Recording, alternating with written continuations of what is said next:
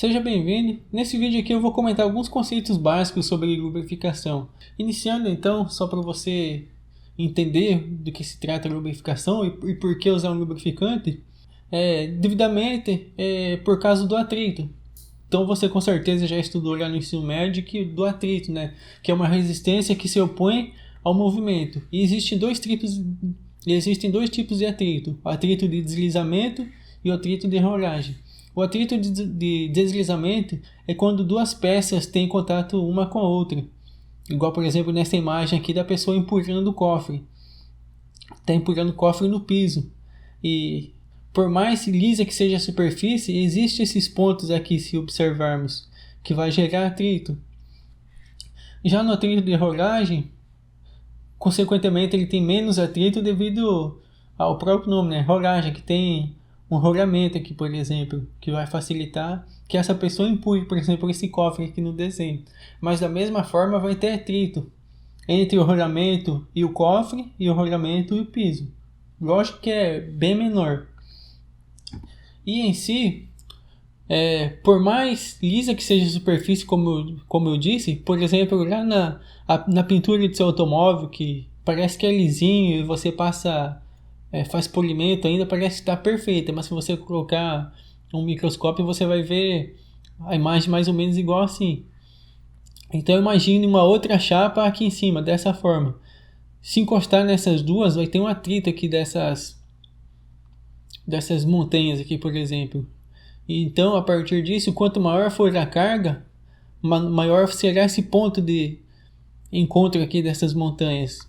Se movimentar aqui é tipo uma série, então se movimentar vai ver a ruptura aqui dessas montanhas aqui, vai soltar partículas de ferro, vai gerar resistência.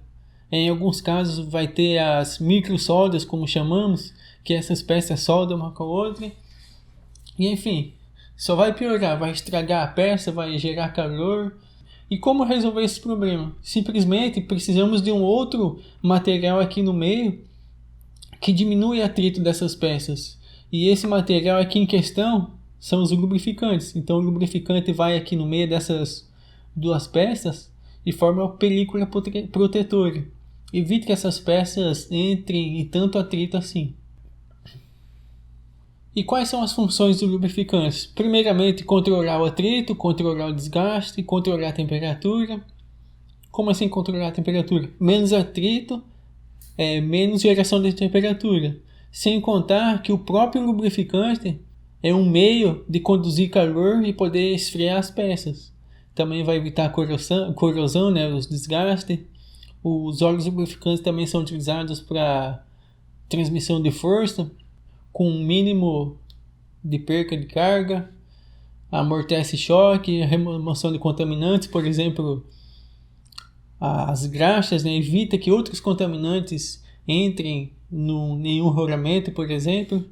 Também vai haver vedação, é o caso da graxa também, que vai vedar, impedir que outros materiais entram. É lógico que de certa forma sempre vai haver uma entrada de materiais pequenos, poeira, por exemplo, mas a graxa protege bastante. E na ausência de lubrificantes vamos ter aumento de atrito, aumento de desgaste, aquecimento, dilatação, desalinhamento, ruído, gripagem e ruptura das peças. Em alguns equipamentos, dependendo aí do porte do equipamento e outros fatores, mas ficar algum tempo, alguns minutos, algumas horas sem graxa já faz um estrago enorme. Exemplo, tinha um equipamento lá que com problema, né, um exaustor tinha seus mancais lá que estavam aquecendo e essa graxa aqui vazava, então até conseguir resolver o problema, poder parar o equipamento, nós deixamos lá um mecânico que de tempo em tempo ia engraxar esse mancal aqui para evitar que ficasse sem graxa. E em um determinado período o mecânico esqueceu de engraxar esse mancal. Foi, acho que, questão de minutos. Resultado, esquentou, né? A graxa vazou tudo. E a partir disso esquentou mais ainda o equipamento que funcionando sem graxa. Começou a travar praticamente o rolamento, quase que soldou lá dentro. E se ninguém fosse ir lá ver, ia ter travado isso daqui, ia ter feito um estrago enorme lá com o exaustor e o motor.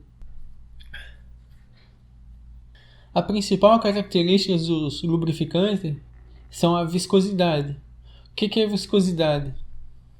A capacidade de ser viscoso, ou numa linguagem mais popular, a capacidade de ele escoar. Então, um líquido com alta viscosidade significa que ele é viscoso, ele é grudento, igual essa imagem aqui que temos na mão. Então aqui, seguindo aqui o desenho da direita para a esquerda, esse daqui, o 1 é menos viscoso dessa imagem, o 2 é mais viscoso, o 3 é mais ainda, e 4 e 5 como sendo viscoso. Você praticamente vira um pote com esse óleo aqui, ele demora até conseguir escoar, porque é mais viscoso. E tem algumas características que você pode seguir para escolher a viscosidade. Por exemplo, quanto maior for a velocidade, menor deve ser a viscosidade. Imagine que você tem uma engrenagem lá, você coloca um óleo desse daqui viscoso. Então essa engrenagem está rodando em alta velocidade, o óleo, por exemplo, vai bater aqui nas paredes e vai demorar até pingar de novo lá na engrenagem. E ainda mais se for um conjunto de engrenagens, por exemplo, um redutor de alta velocidade. O óleo dificilmente vai conseguir entrar lá no meio das engrenagens. Então você deve usar um óleo lubrificante menos viscoso. Esse daqui, ó, parecido com água, digamos assim. Por mais que tenha rotação e esse óleo seja jogado aqui nas paredes, ele vai pingar facilmente de volta. A pressão também. Quanto maior for a carga, maior deverá ser a viscosidade, para que consiga formar uma película protetora.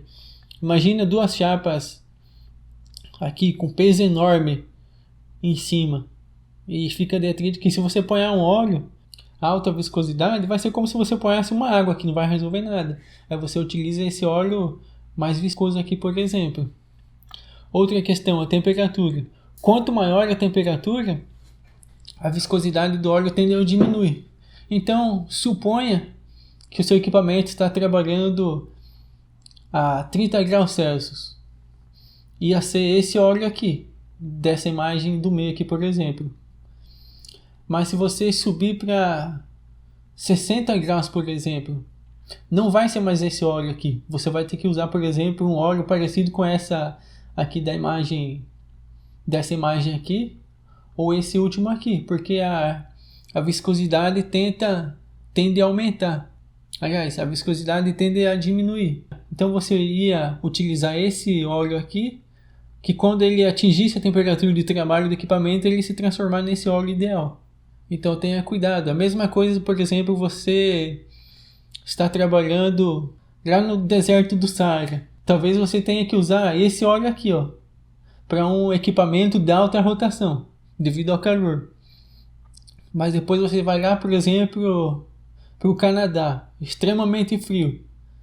Vai ter que usar esse óleo mais fino aqui. Então tem essas diferenças. As folgas também influenciam. Quanto menores forem as folgas, menor deve ser a viscosidade. A folga entre as peças, entre as engrenagens. E o acabamento também. Quanto melhor o grau de acabamento, menor deve ser a viscosidade.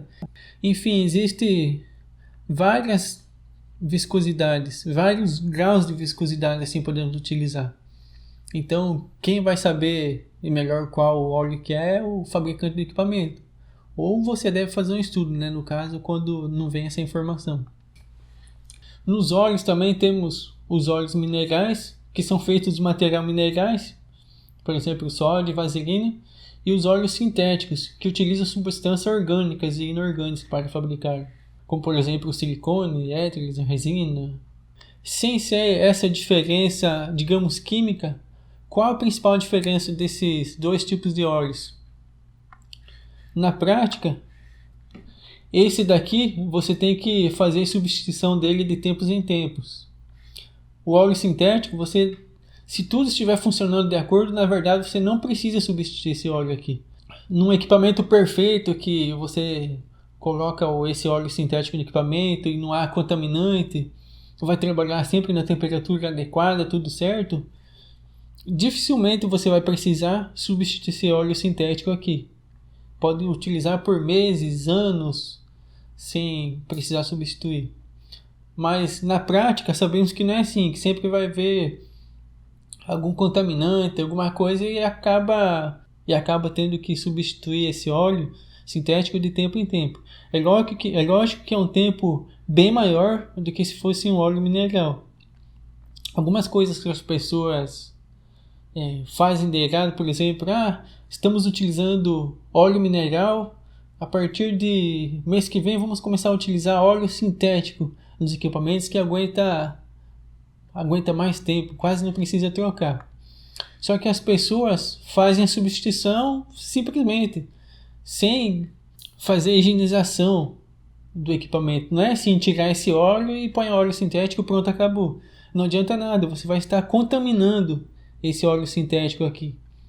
Então, o certo é fazer no equipamento, por exemplo, vamos começar a usar óleo sintético nesse motor redutor. Então você vai lá, faz a limpeza do equipamento, higieniza tudo, retira todo esse óleo mineral, faz uma limpeza interna, aí depois você entra com o óleo sintético. Senão sempre vai haver contaminante, o óleo sintético não vai aguentar como deveria e no final você vai estar trocando o sujo por mal lavado. Quanto às graxas, também temos diversos tipos de graxas no mercado. Temos a graxa à base de alumínio, ela é macia, filamentosa, resistente à água e pode trabalhar com temperaturas até 71 graus. É indicada, por exemplo, em mancais e rolamentos de baixa velocidade. Temos a graxa também à base de cálcio, que é uma espécie de vaselina resistente à água, pode ser aplicado em pistolas e suporta a temperatura de até 70 graus. É utilizado, por exemplo, em chassi e bombas de água. Tem uma graxa à base de sódio também, que é bem fibrosa, resistente à água e pode ser utilizada em alta temperatura, no caso até 150 graus Celsius. É utilizado em mancais, rolamentos, mancais de rodas e juntas universais. Continuando sobre graxas, também temos a graxa à base de lítio e a base de bário, que é uma vaselina resistente à água e também suporta 150 graus. Normalmente essa graxa aqui é utilizada em veículos automotivos e principalmente na aviação. Temos a graxa mista também, que eu diria que é uma das mais comuns, que é construída por meio de mistura de sabões. Assim temos a graxa mista, que é a base de sódio, cálcio e sódio e alumínio. Outras graxas que existem também, existem a graxa com nível alimentício. O que seria essa graxa com nível alimentício?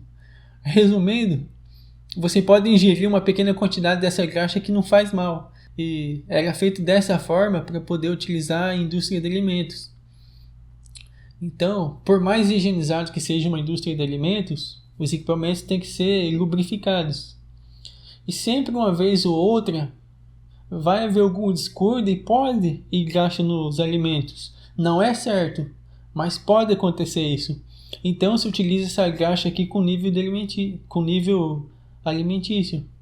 Que seja, o produto do alimento pode ser contaminado com essa graxa aqui, mas não vai fazer mal para a pessoa.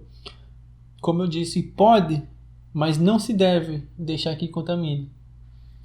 Também existem outras graxas de altas temperaturas e também graxas sintéticas. Algumas características das graxas também é a consistência, a dureza, a estrutura, o tato, a aparência de graxa, a filamentação, a adesividade, a capacidade dessa graxa conseguir aderência e o ponto de fusão, o ponto de gotejo, que é quando a graxa passa para o estado líquido. Então, mesmo caso dos óleos, isso acontece muito em mancais e rolamentos. Às vezes dá algum problema, o mancal, o rolamento começa a esquentar e consequentemente esquenta a graxa se transforma em líquido e escoa. E o equipamento, já que estava esquentando e dando problema, esquenta mais ainda porque a graxa saiu e ele está trabalhando sem graxa.